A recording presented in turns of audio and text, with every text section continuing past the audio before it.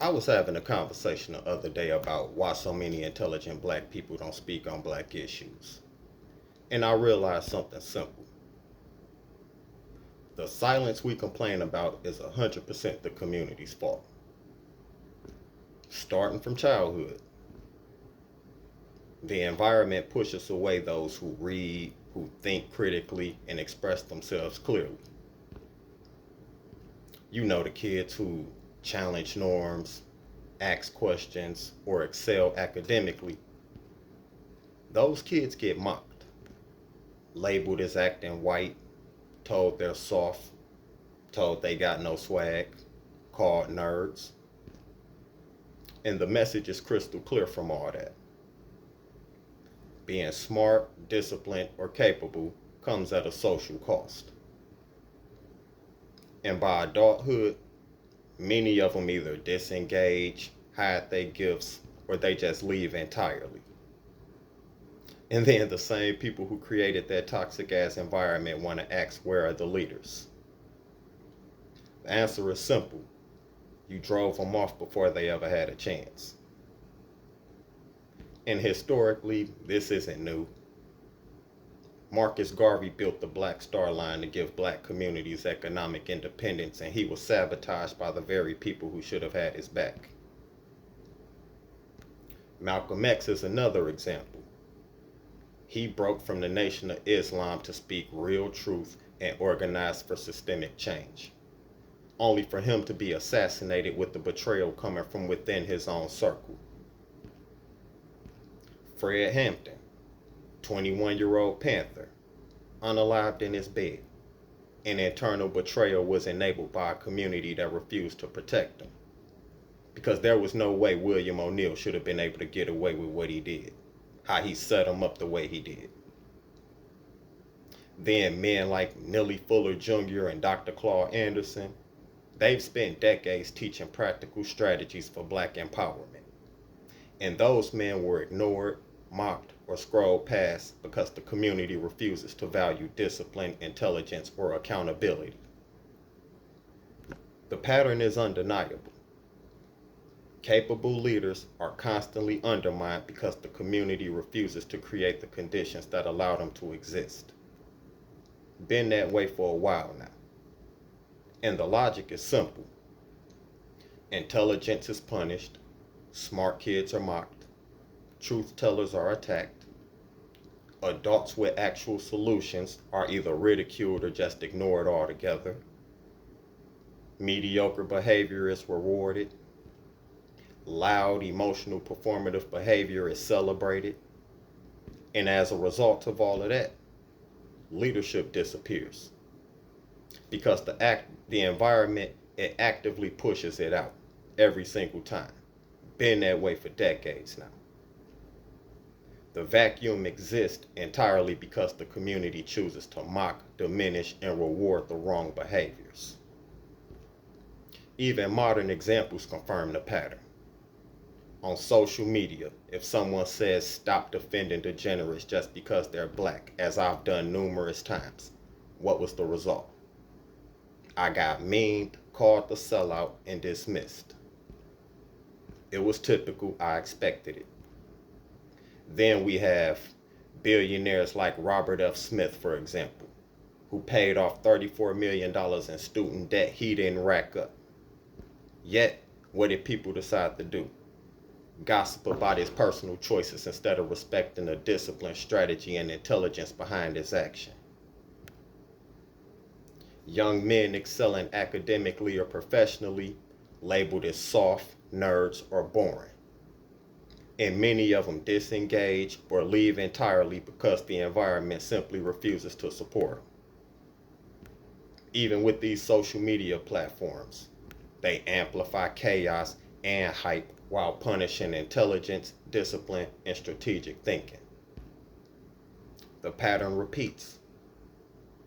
The community rewards mediocre behavior and punishes leadership. These are structural and cultural patterns reinforcing this. Going back to the 60s and 70s, COINTELPRO exploited this internal division. But Communities created the vulnerability by failing to protect their leaders in the first place. In the 80s and 90s, what happened? Communities tolerated leaders trading their integrity for survival and rewarded comfort over accountability. Today, social media amplifies hype over discipline, making it unsafe and unrewarding for capable thinkers to even engage in it. The signal is unmistakable. The community punishes the behavior that create leadership and reward the behaviors that destroy it. Been that way for decades now, y'all. And mocking children is the root problem.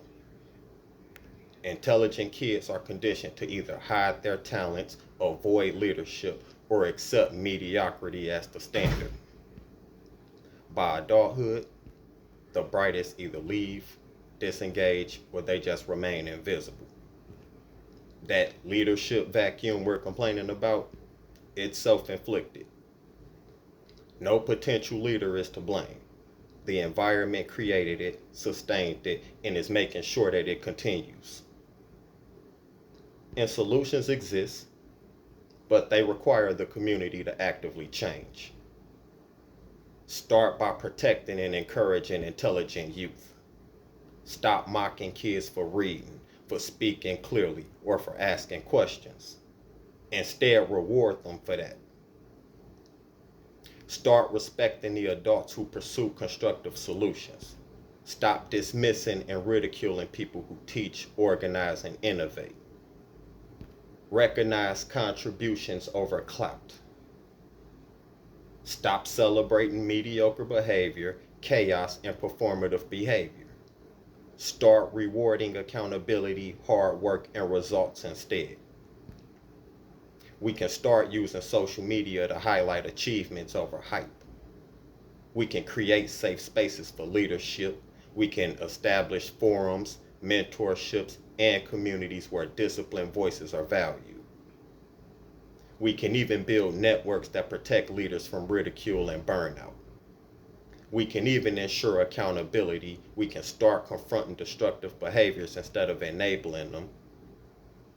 Start teaching young people that respect, discipline, and strategic thinking are strengths and not weaknesses. We can support ongoing education and empowerment, promote economic literacy, historical knowledge, and practical strategies for community building. Start elevating voices that teach framework for success and produce measurable results, something we haven't been doing. So when people ask, where are our leaders? The answer is blunt. The community created the vacuum. Some left because of ridicule, mockery, or social punishment. All of that made leadership unsafe to even engage with. Then there's others who disengaged because the environment offered no respect, reward, or protection for doing so.